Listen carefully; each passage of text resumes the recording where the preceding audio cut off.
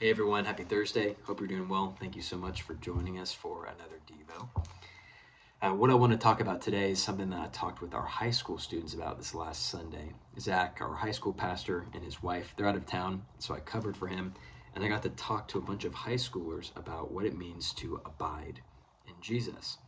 Now, with them, I didn't use the word abide. I used a more helpful word that we see translated not in the ESV but in the NIV. You see in the ESV, in John 15, Jesus uses this word abide. In the NIV, it translates to a more helpful word that is remain. So let's read this, John 15:7.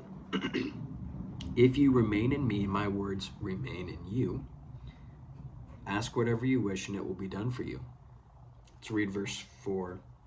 Remain in me as I also remain in you. No branch can bear fruit by itself, it must remain in the vine. And neither can you bear fruit unless you remain in me. So the word remain is used all over the beginning of John chapter 15. But whether it's abide or remain, the question is still there. What does that actually mean? What is Jesus getting at? And we talked about this as a teaching team this last week.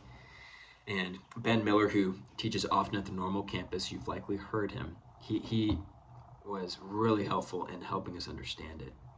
He describes this word as unpacking. So think of it in this way.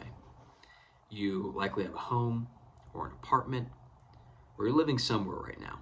And imagine you move in and you have all your stuff in boxes, and you get there, but you never take the time to actually unpack. You live out of your boxes, all your clothes are there, your toothbrush, your shampoo, your towels. You're always going back to the boxes, and you've never taken the time to actually unpack. You've never actually taken the time to get settled. You've never actually taken the time to call one place home. You're not truly anchored. You kind of feel like you're in that place temporarily.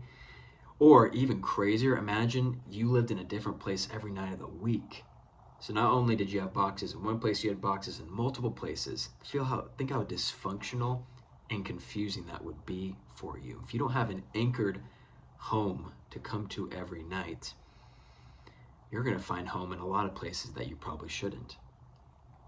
That idea of unpacking is a really helpful way of understanding what Jesus means when he says, I want you to remain in me because he's the true vine, which we talked about on Monday.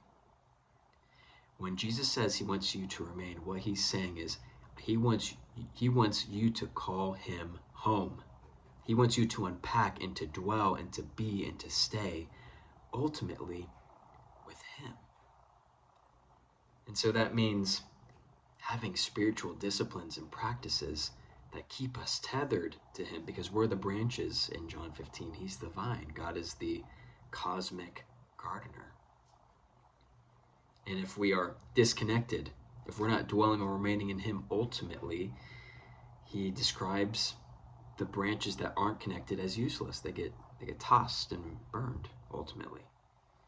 So the question I have for you today, which could be a little convicting, is this.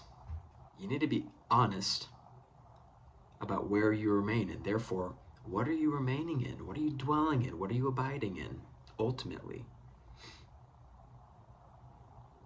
Because if it's not ultimately in Jesus, it's in other things, it's in other people.